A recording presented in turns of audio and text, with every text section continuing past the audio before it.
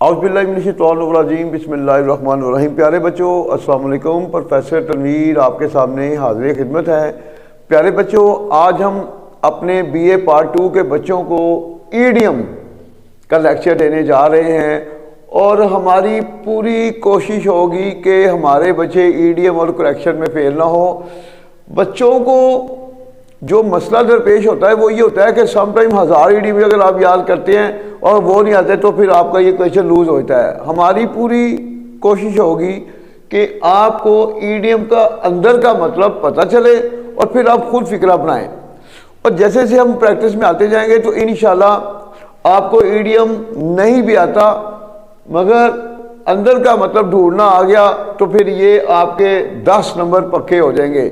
और 95% बच्चे हमारे ईडियम से मार खाते हैं। और करेक्शन में भी इसी तरह रूल्स हैं, तो वो रूल के बारे में जब आप अवेयरनेस देंगे तो आपका रटाइज़म ख़त्म होगा, तो आपको ईजीली वो 10 नंबर जो है ना वो अपटेन कर सकेंगे इंशाल्लाह।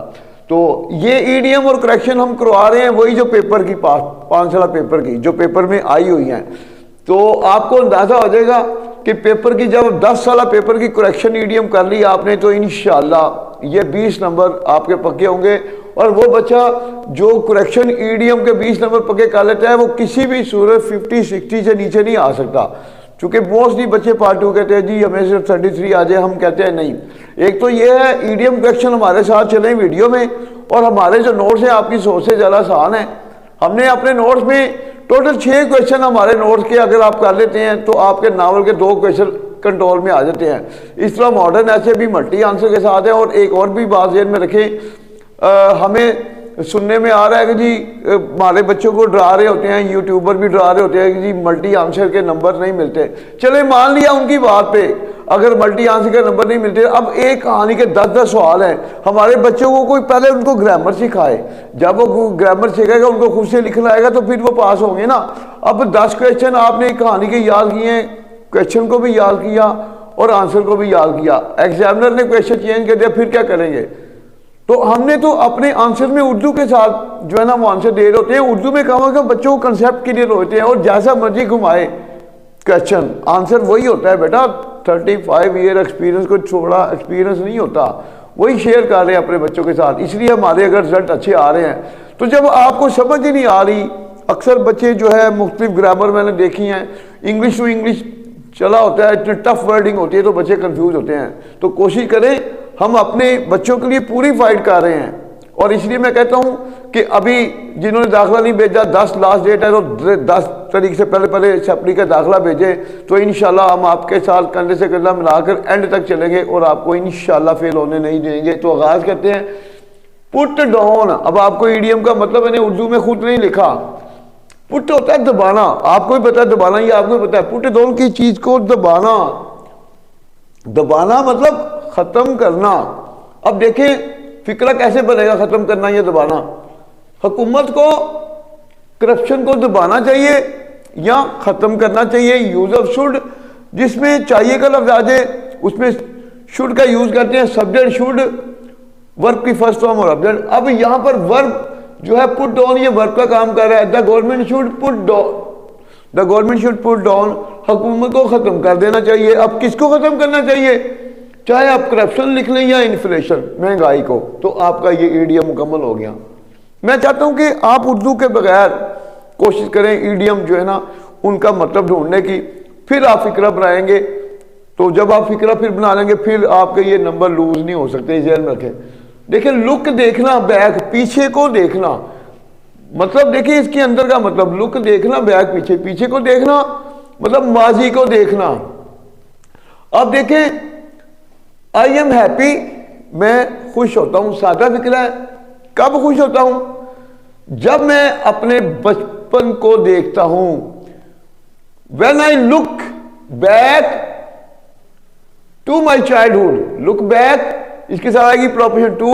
व्हेन आई लुक बैक, जब मैं पीछे देखता हूं, किसको? अपने बचपन को। जब मैं अपने बचपन को देखता हूं तो मैं खुश होता हूं, चूंकि बचपन की बेशुमार यादें ऐसी होती है जो खुद ब खुद इंसान को खुशी देती हैं। तो आपका ये जो है ईडियम ये भी आपका मुकम्मल हुआ।